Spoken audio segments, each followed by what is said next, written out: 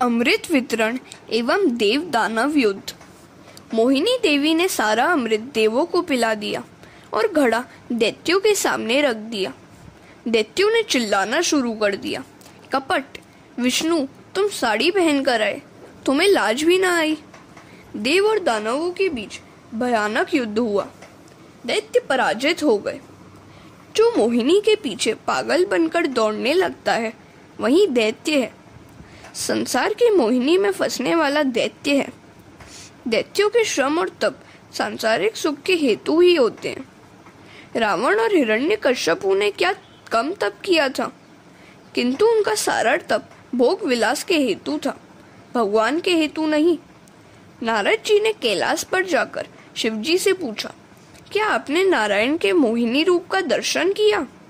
तो शिवजी मोहिनी स्वरूप का दर्शन करने के लिए सपरिवार वैकुंठ धाम में पधारे। नारायण जी ने शिवजी का स्वागत करते हुए आगमन का कारण पूछा। शिवजी ने बताया कि वे तो उनके दर्शनार्थ पधारे हैं। भगवान ने कहा कि मैं तो सामने ही उपस्थित हूँ। शिवजी ने कहा, मैं आपके मोहिनी स्वरूप का दर्शन करना चाहता हूँ। प्रभु ने कहा, आपने तो काम दहन किया है, फिर भी ऐसा मोह क्यों?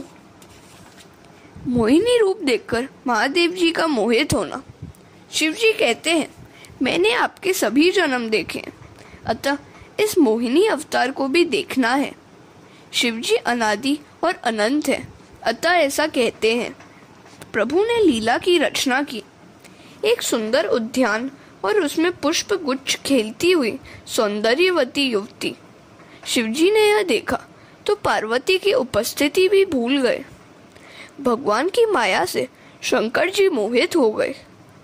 जिसके सिर पर ज्ञान गंगा है और जिसका वाहन ज्ञान है, क्या उसे काम प्रभावित कर सकता है? किंतु शिवजी यह बताना चाहते हैं कि भगवान की माया को पार करना बड़ा ही कठिन कार्य है। गीता में कहा गया है, देवी द्वेषा गुणमयी मम माया दुर्त्यया मामेव्ये प्रपद्यन्ते माया मेताम तरन्ति ते। मेरी इस माया को पार करना बड़ा कठिन है, किंतु जो मेरी शरण में आता है वह अनायास ही इस माया को पार कर जाता है। शिवजी देहभान भूल गए। दर्शन करने वाला देहभान भूल जाता है। शिवजी सोच रहे हैं कि जब मात्र दर्शन से ही इतना आनंद मिलता है तो मिलन तो कितना अधिक आनंददायी होगा। आनंद अद्वैत में ही है। शिवजी मिलानातुर होकर दौड़ पड़े। वे प्रेम से आलिंगन देने गए तो वहां चतुर्भुज नारायण प्रकट हुए। हरि और हर का मिलन हुआ। हरि और हर वैसे तो एक ही है। शिवजी ने कैलाश वापस आकर ऋषियों को उपदेश दिया, मेरे श्री कृष्ण की माया सभी को नचाती है। मन का कभी भरोसा न करो। यह माया कब पतन के गर्त में फेंक देगी, इसका कोई पता नहीं है। मैं जितेंद्रिय हूँ, ऐसा गर्व कभी मत करो। मन में सूक्ष्मता से छिपे हुए विषय अवसर पाते ही प्रकट हो जाते हैं। माया के पर्दे को हटाने के लिए मन को कृष्णमय बना लो। बड़े बड़े ऋषि मुनि भी भटक गए थे। फिर आज तो कलयुग है। कलयुगीन मनुष्य काम का कीड़ा है, उसे तो और भी अधिक सावधान होना चाहिए। शिवजी मनुष्य को समझाते हैं कि हरि स्मरण और हरि कीर्तन ही मनुष्य को मोहिनी के मोह से बचा सकता है। हरे कृष्णा। सप्तम मनवंतर के वामन भगवान की कथा का प्रारंभ एवं राजा बलि की स्वर्ग पर विजय। 7वें मनवंतर में श्राद्ध देव नामक मनु हो गए। उनके समय में कश्यप और अदिति के घर भगवान का अवतार हुआ। परीक्षित राजा कहते हैं, मैं 7वें मनवंतर के वामन भगवान की कथा सुनना चाहता हूँ, मुझे उनका चरित्र सुनाइए। सुखदेव जी वर्णन करते हैं, राजन, देवों के साथ हुए संग्राम में पराजित होने पर दैत्यों ने शुक्राचार्य का आश्रय लिया। शुक्राचार्य की कृपा से दैत्यों का बल बढ़ने लगा। इंद्र द्वारा पराजित बलि राजा संतों की सेवा करके फिर से बलवान होने लगा। शुक्राचार्य ने उससे विश्वजीत यज्ञ करने को कहा। विश्वजीत यज्ञ किया गया तो उस यज्ञ से उन्हें सर्वजीत रथ प्राप्त हुआ। शुक्र की सेवा करने वाला बलि बनता है। शुक्र शक्ति तत्व से यह शरीर बना है। ब्रह्मचर्य की सेवा करने से बलि बनोगे। शुक्राचार्य अर्थात संयम। ब्रह्मचर्य की सेवा करने से संयम से दैत्य बलि बलवान बना। सभी विषयों का यज्ञ में होम किया गया। संयम रूपी यज्ञ में सर्व विषयों का होम करके बलि अर्थात जितेंद्रिय बनो। बलवान बने हुए बलि को शुक्राचार्य ने अपना ब्रह्म तेज दिया। बलि राजा ने देवों का पराभव किया। स्वर्ग का राज दैत्यों ने हस्तगत किया। बलि राजा को इंद्रासन पर बिठाया गया। शुक्राचार्य ने सोचा कि बलि यदि 100 अश्वमेध यज्ञ करे तो स्वर्ग का राज्य उसे हमेशा के लिए मिल जाए। यज्ञ करने के लिए बलि राजा भृगुकच्छ आए। अश्वमेध यज्ञ किया गया। बलि राजा ने स्वर्ग जीत लिया तो देवगण घबरा कर भागते हुए अपने गुरु बृहस्पति के पास पहुंचे। बृहस्पति ने कहा, बलि जब भृगुवंशीय ब्राह्मणों का अपमान करेगा तब वह नष्ट हो जाएगा। इधर देवों की माता अदिति दुख संतप्त हुई। कश्यप ऋषि के कारण पूछने पर उसने सारी बात बताई। अदिति ने कश्यप की अत्यधिक सेवा करके वर मांगा कि मेरे पुत्रों को स्वर्ग का राज्य वापस मिले। कश्यप ने कहा कि दैत्य ब्रह्मचर्य का पालन करते हैं, धर्म का कवच पहनते हैं, नीति ही जिनका शिर छत्र है, उन्हें कौन मार सकता है? जीव का पाप ही उसे मारता है, भगवान नहीं। दैत्य अब तो पवित्र जीवन जी रहे हैं, अतः इन्हें भगवान भी नहीं मार सकते। अतः भगवान शक्ति से नहीं, युक्ति से देवों को सुखी करने का यत्न करेंगे। इसी कारण से वामन चरित्र में युद्ध की कथा नहीं है। भगवान ने भी बलि को नहीं मारा। कश्यप ने कहा, देवी तुम पयो व्रत करो। फाल्गुन मास में यह व्रत करना है। विधि पूर्वक व्रत करने से स्वयं भगवान तुम्हारे घर पुत्र रूप से आएंगे। पति पत्नी साथ साथ ईश्वर की आराधना करें तो प्रभु शीघ्र प्रसन्न होते हैं। सभी आश्रमों में गृहस्थाश्रम श्रेष्ठ है। अदिति कश्यप का गृहस्थाश्रम श्रेष्ठ था। गृहस्थ योगाभ्यास करता नहीं है, फिर भी उसे योग का फल मिल सकता है। यत्र योगोद्योगिनाम, जो लोग योग साधना नहीं कर पाते हैं उन्हें गृहस्थाश्रम योग का फल देता है। गृहस्थाश्रम में धर्म ही मुख्य है, काम सुख तो गौण है। जब से वर राजा घोड़े के बदले मोटर पर सवारी करने लगा है, गृहस्थाश्रम में गड़बड़ी हो गई है। आजकल के वर राजा को डर रहता है कि घोड़ा कहीं गिरा न दे।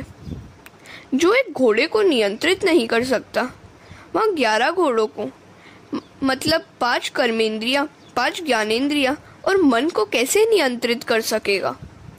गृहस्थ को तो इन 11 इंद्रियों को नियंत्रण में रखना पड़ता है, संयम रखना पड़ता है।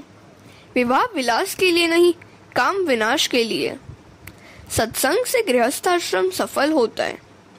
जो आनंद योगी को समाधि में मिलता है, वही आनंद गृहस्थ घर में पा सकता है। किंतु इसके लिए पति पत्नी को चाहिए कि वे एकांत में श्री कृष्ण कीर्तन करें। शास्त्रों में गृहस्थाश्रम की तो बड़ी प्रशंसा की गई है, और जो निंदा की गई है वह तो वासना की है। कोई भी स्त्री या पुरुष बुरा नहीं होता, किंतु उसके मन में छिपी हुई काम वासना बुरी होती है। महात्माओं ने तो कई बार कहा है कि गृहस्थों के आनंद योगी के आनंद से भी श्रेष्ठ है। ईश्वर के साथ खेलने वाला श्रेष्ठ है कि अपनी गोद में स्वयं ईश्वर को भी खिलाने वाला श्रेष्ठ है। योगी परमात्मा के साथ खेलते हैं, अतः श्रेष्ठ तो है। किंतु गृहस्थ भी साधारण नहीं है। गृहस्थ बिगड़ता है कुसंग से। गृहस्थाश्रम का लक्ष्य ठीक से समझ में न आने के कारण ही वह बिगड़ता है। हरे कृष्ण। कश्यप जी के द्वारा अदिति को पयोव्रत का उपदेश। कश्यप अदिति का गृहस्थाश्रम श्रेष्ठ था, दिव्य था। वे पवित्रता पूर्वक जीते हुए तपश्चर्या करते थे, अतः प्रभु ने उनके घर में जन्म लेने की सोची। आज भी यदि कोई नारी अदिति की भांति पयोव्रत करे और उसका पति कश्यप सा बने तो भगवान उनके घर में जन्म लेने को तैयार है। अदिति का अर्थ है अभेद बुद्धि, ब्रह्मकार वृत्ति। ऐसी वृत्ति में से ही ब्रह्म का प्रकटीकरण होता है। कश्यप का अर्थ है मन, जिसकी मनोवृत्ति ब्रह्माकार हो गई होती है, वही कश्यप है। यदि पत्नी अदिति बने और पति कश्यप बने तो परमात्मा उनके घर अवतार लेते हैं, प्रकट होते हैं। योगी ब्रह्म चिंतन द्वारा प्रभुमय हो सकता है तो पवित्र गृहस्थ प्रभु को पुत्र रूप में प्राप्त कर सकता है। पवित्र गृहस्थाश्रमी युगल भगवान को पुत्र के रूप में पा सकते हैं, किंतु पहले उन्हें कश्यप और अदिति के समान बनना पड़ेगा। जब तक देह दृष्टि होगी तब तक काम पीछे पीछे आएगा। काम का नाश करना है तो देह दृष्टि की अपेक्षा देव दृष्टि रखो। शंकराचार्य ने शत श्लोकी में कहा है कि लोग त्वचा की तो मीमांसा करते हैं, किंतु इस देह के सौंदर्य का कारणभूत जो है उस आत्मा की मीमांसा कोई नहीं करता है। जगत नहीं बिगड़ा है, मनुष्य की दृष्टि बुद्धि मन बिगड़ गए हैं। तुम इन्हें सुधारोगे तो जगत भी सुधरेगा। किसी को भी भोग दृष्टि से न देखो, किंतु भगवत दृष्टि से ही देखो। दृष्टि सुधरेगी तो सृष्टि भी सुधर जाएगी। भागवत आंख और दृष्टि देती है, किसी का भी भाम्याकार मत देखो। एक बार राजा जनक की राजसभा में मुनि अष्टावक्र पधारे। उनके 8 अंग टेढ़े मेढ़े देखकर लोग हंसने लगे। अष्टावक्र लोगों की हंसी पर हंसने लगे। जनक राजा ने मुनि से पूछा, महाराज, हम तो आपके विचित्र अंगों को देखकर हंस रहे हैं, किंतु आप किस बात पर हंस रहे हैं? अष्टावक्र ने उत्तर दिया, मैं तो मानता था कि आपकी सभा में सभी ज्ञानी विराजते हैं, किंतु मैंने आज देखा कि सबके सब मूर्ख चमार हैं। आप सब मेरी देह को देख रहे हैं, यह तो है ही मिट्टी का। मेरी आत्मा को देखो, मैं पवित्र ब्राह्मण हूँ। तुम सब मेरी आकृति को देखकर हंस रहे हो, किंतु मनुष्य की कृति को देखना है, आकृति को नहीं। आकृति तो पूर्व जन्म के प्रारब्ध से प्राप्त होती है। मेरी कृति को तो देखो। परमात्मा कृति को देखते हैं और मनुष्य आकृति को। ज्ञानी पुरुष अनेकों में एक को देखते हैं। दिति ही भेद बुद्धि है और अदिति अभेद बुद्धि, ब्रह्माकार वृत्ति है। दिति भेद बुद्धि राक्षसों को जन्म देती है, जैसे कि हिरण्याक्ष और हिरण्यकश्यपु, और अदिति अभेद बुद्धि भगवान वामन को जन्म देती है। जगत को भेदभाव से नहीं, अभेद भाव से देखो। जिसकी बुद्धि में भेद है उसके मन में भी भेद है। भेद विकार वासना को जन्म देता है। ज्ञानी सभी को अभेद भाव से देखते हैं। अनेक में एक का अनुभव करना ही तो ज्ञान है। मूल्य आकार की अपेक्षा मूलभूत वस्तु का अधिक है। मूल्य सुवर्ण का है, आभूषण विशेष के आकार का नहीं। एक महात्मा के पास सुवर्ण में से बनाए हुए एक गणपति थे और सोने का ही एक चूहा भी था। महात्मा वृद्ध हुए तो उन्होंने सोचा कि मेरे बाद शिष्य मूर्तियों को लेकर शायद झगड़ा करेंगे, अतः मैं इन्हें बेचकर भगवान को भोग लगा दूं। वे दोनों मूर्ति बेचने लगे। गणपति की मूर्ति 2 तोले सोने की थी और चूहे की 11 तोले सोने की। सुनार गणपति की मूर्ति से चूहे की मूर्ति का दाम अधिक देने लगा। महात्मा ने आश्चर्य से पूछा, अरे भाई, गणपति तो देव है और चूहा तो जंतु, फिर भी तुम गणपति की मूर्ति का दाम कम क्यों दे रहे हो? सुनार ने कहा, कीमत तो मैं सोने की दे रहा हूँ, देव या चूहे की नहीं। ज्ञानी पुरुष आकार पर ध्यान नहीं देते, वे तो सृष्टि को निर्विकार भाव से देखते हैं। आकार से विकार उत्पन्न होता है, गोरा काला जैसा भेद उत्पन्न होता है। जब तक यह भेद बुद्धि है तब तक विकार वासनाएं भी रहेंगी।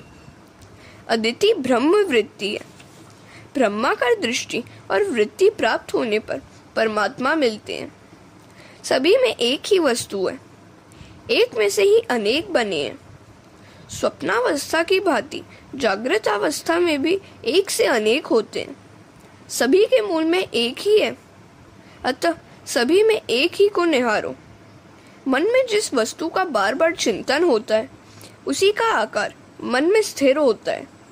व्यापारी का मन द्रव्याकार में स्थिर हुआ होता है, सो वह स्वप्न में भी रुपए पैसे ही देखता है।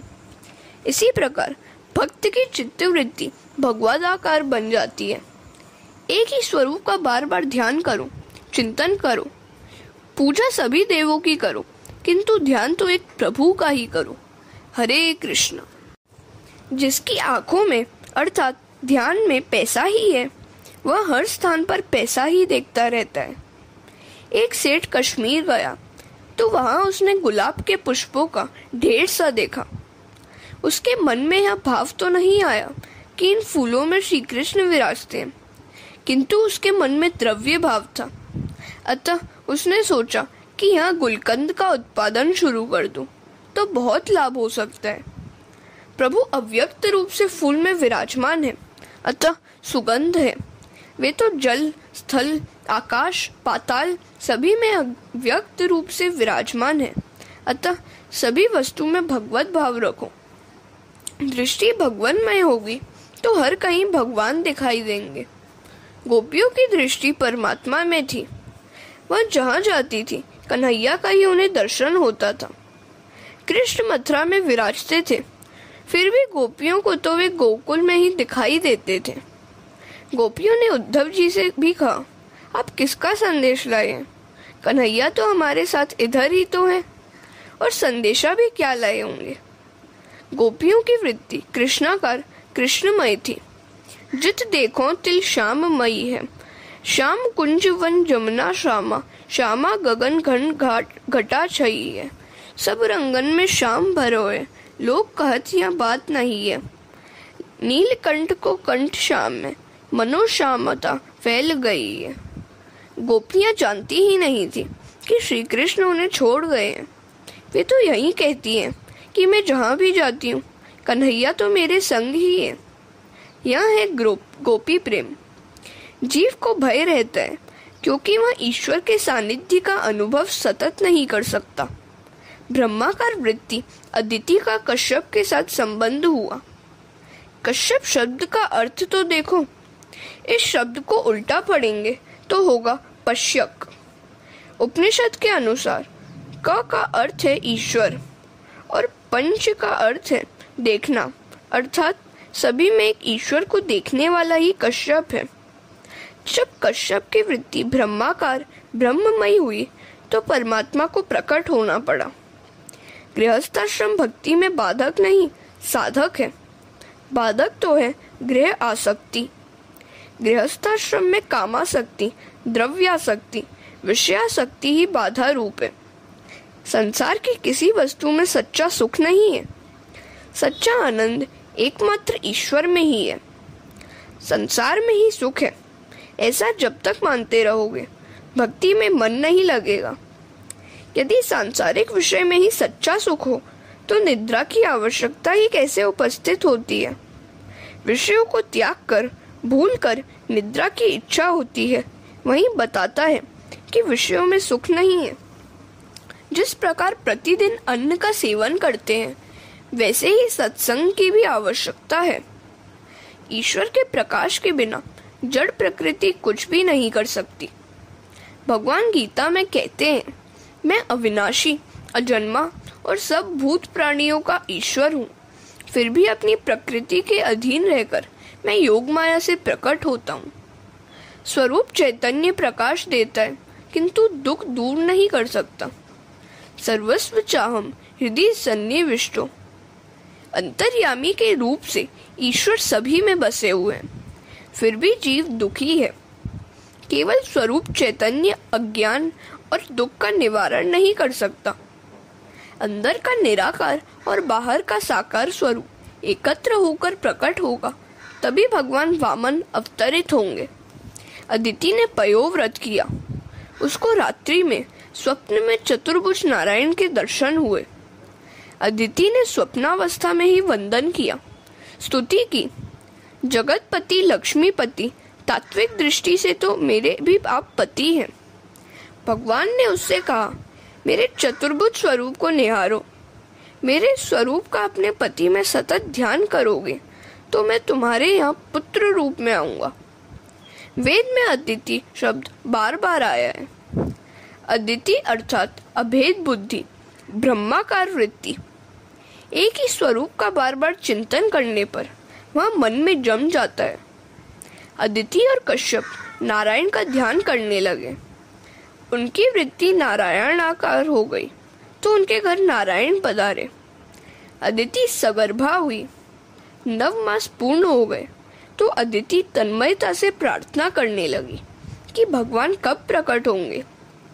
आतुरता के बिना भगवान का अवतार नहीं होता।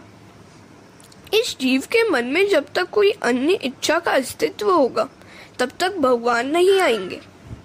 भगवान का प्रकट होकर अदिति को वर देना। परम पवित्र समय आया। भाद्रपद के शुक्ल पक्ष की द्वादशी के दिन मध्याह्न काल में माता अदिति के सम्मुख वामन भगवान प्रकट हुए। चारों ओर उजियाला छा गया। हृदय आनंद से भर गया। कश्यप भी वामन का दर्शन करने के लिए दौड़ते हुए आए। माता पिता को भान कराने के लिए वामन ने अपने चतुर्भुज स्वरूप का दर्शन कराया। माता पिता का हृदय आनंद से छलक रहा था। उनका मूक हृदय भगवान की जय जयकार कर रहा था।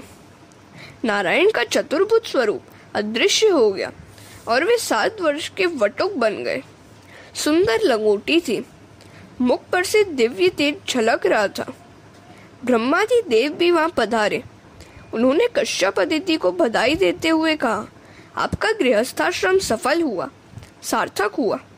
आज आप जगत पिता के भी माता पिता बन गए।